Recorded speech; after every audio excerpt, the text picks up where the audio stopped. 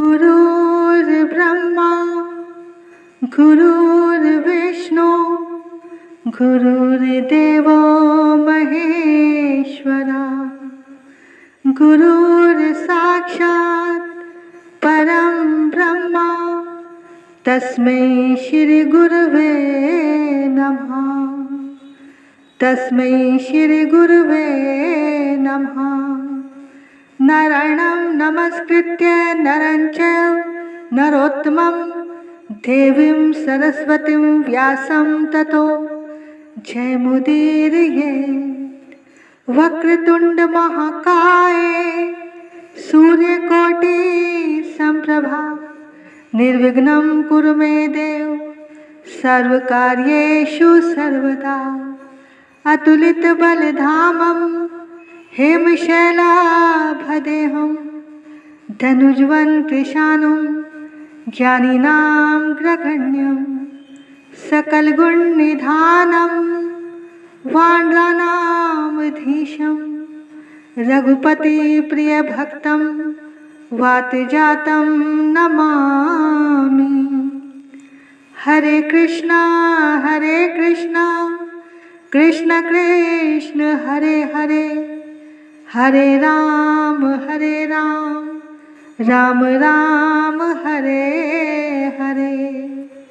श्री राधा मेरी स्वामिनी और मैं राधा जी को दास। जन्म जन्म मोहे दीजिए श्री वृंदावन वास। जन्म जन्म मोहे दीजिए श्री वृंदावन वास। कर्पूर गौरम करुणावतारम संसार सारम भुजगेन्द्रहारं सदा वसन्तं हृदयारविन्दे भवं भवानी सहितं नमामि। भवं भवानी सहितं नमामि। हर हर महादेव शंभु काशी विश्वनाथ गंगे। हर हर महादेव शंभु काशी विश्वनाथ गंगे। काशी विश्वनाथ गंगे काशी अमरनाथ गंगे। काशी विश्वनाथ गंगे काशी अमरनाथ गंगे। हर हर महादेव शंभु काशी विश्वनाथ गंगे।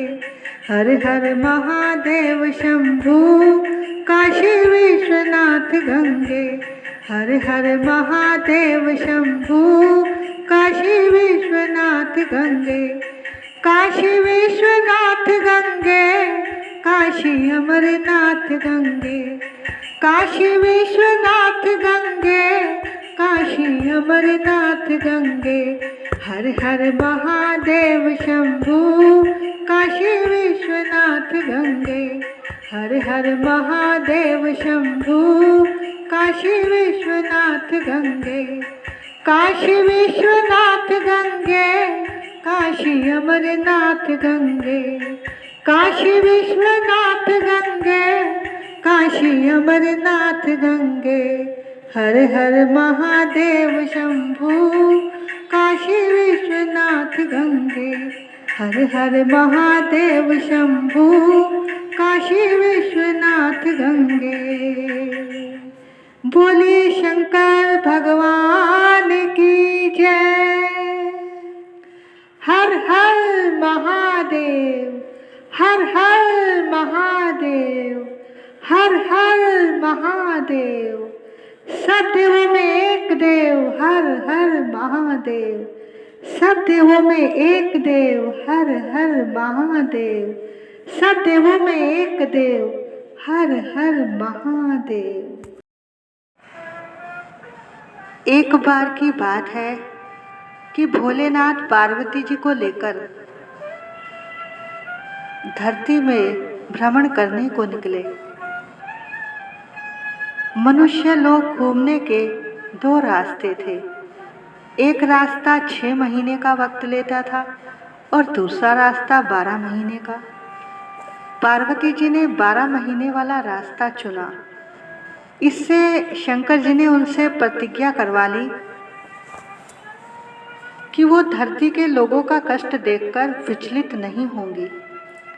पार्वती जी ने उनकी बात मान ली और यात्रा शुरू हो गई। थोड़ी दूर जाने पर उन्हें मार्ग में एक घोड़ी मिली।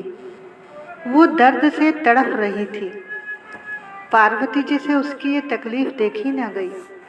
उन्होंने शंकर जी से कहा, ये घोड़ी क्यों तड़प रही है? तब उन्होंने कहा, ये माँ बनने वाली है, इसलिए इसे दर्द हो रहा है।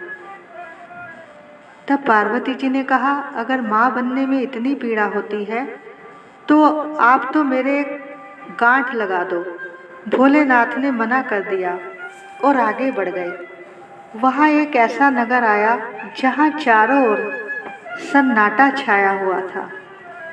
पार्वती ने कहा, स्वामी, इस सन्नाटे का क्या कारण है? तो एक आदमी बोला, हमारे शहर की रानी माँ बनने वाली है, वो प्रसव की पीड़ा के कारण तड़प रही है। ये सुनकर पार्वती ने शिवजी को फिर एक बार गांठ लगाने को कहा तो शंकर जी ने मना कर दिया और बोले कि एक बार अगर गांठ लग गई तो फिर नहीं खुलेगी। अब शंकर जी और आगे बढ़े। थोड़ा आगे बढ़ने पर उनको एक गाय मिली, वो भी तरस से तड़प रही थी। तब पार्वती ने फिर गांठ लगाने के लिए बोला। तब शंकर जी ने उनके गांठ लगा दी और वो फिर आगे बढ़े और पार्वती जी के पीहर पहुंच गए। वहाँ उन दोनों की खूब खातिरदारी हुई। भोलेनाथ सारा भोजन सटक गए। पार्वती जी के लिए कुछ नहीं बचा। वो बथुए का साग खाकर पानी पीकर रह गई। जब वो आराम करने गई तो शिवजी ने उनसे पूछा कि तुमने क्या खाया? तो पार्वती जी ने कहा, जो आपने खाया वही मैंने खाया। जब पार्वती जी सो गई तो शंकर जी ने उनकी नाभि की ढकनी खोलकर देखा तो पाया कि वहाँ तो बथुए का साग और पानी था। जब वह सोकर उठी तो शंकर जी ने बताया कि तुमने मुझसे झूठ क्यों बोला? तो पार्वती जी ने कहा कि आज के बाद कोई भी आदमी किसी के पेट की ढकनी खोलकर ना देखे, क्योंकि ससुराल व पीहर की लाज स्त्री के पेट में छिपी होती है। पार्वती ने शिवजी से ये वचन ले लिया कि अब कोई भी व्यक्ति किसी के पेट की ढकनी नहीं खोल सकेगा। अब वो दोनों धरती लोक से कैलाश की तरफ चल दिए थे। रास्ते में उन्हें फिर वही गाय मिली। उसके पास एक बछड़ा भी था, परंतु अब वो बहुत खुश थी।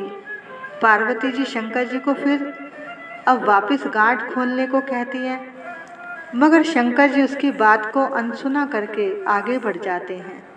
जब वो नगर में पहुंचते हैं तो सब और ढोल नगाड़ों की आवाज़ें सुनाई पड़ती हैं।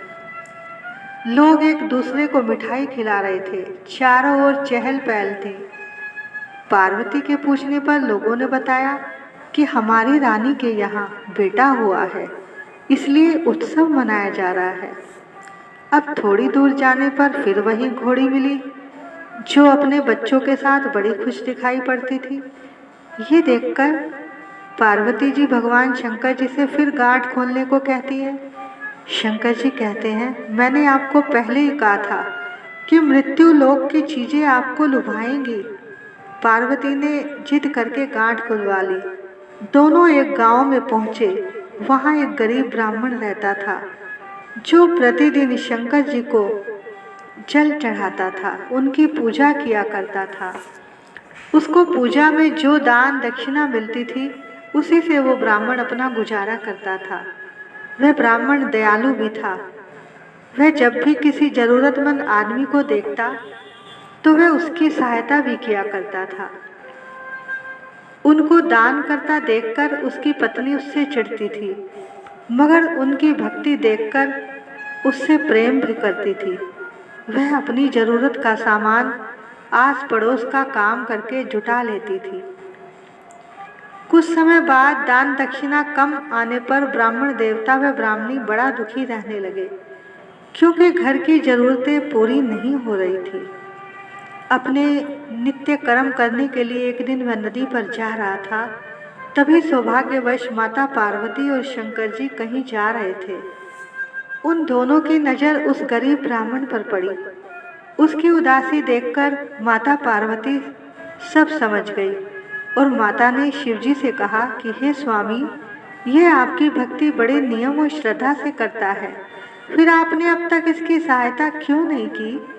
तब शिव बोले, पार्वती मत चिंता करो, इसने बेलपत्र जितने भी मुझ पर चढ़ाए हैं वो सारे बेलपत्र आज इसे धनवान बना देंगे। ये सारी बात वहाँ से गुजर रहे एक व्यापारी ने सुन ली। उसने सोचा कि जब बेलपत्र चढ़ाने से ब्राह्मण धनवान हो सकता है, फिर मैं क्यों नहीं हो सकता।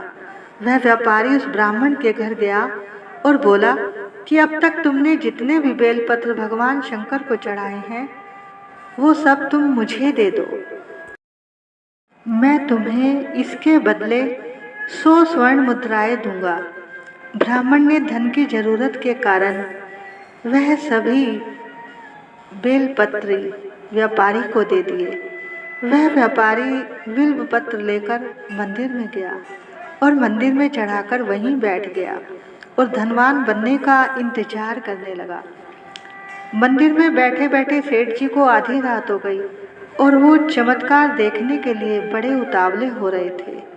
अब तीसरा पहर भी गुजर गया और उसे क्रोध आने लगा और उसने शिवलिंग को उठाकर बाहर फेंकने के लिए जैसे ही शिवलिंग को हाथ लगाया तो उसके दोनों हाथ शिवलिंग से ही चिपक गए। उसने बहुत कोशिश की हाथों को छुड़ाने की, पर कुछ नहीं हुआ। अब वो रो रो कर शिव से क्षमा मांगने लगा। तब शंकर जी ने कहा कि जिस ब्राह्मण से तुमने ये बिल्व पत्र खरीदी है उसको 1000 स्वर्ण मुद्राएं दो, तभी तुम्हारे हाथ खुलेंगे। वह ब्राह्मण पहले रोजाना की तरह नदी पर स्नान करके अपने नित्य कर्म करके भोलेनाथ जी के मंदिर जा रहा था। वह व्यापारी वहां मंदिर में रो रहा था।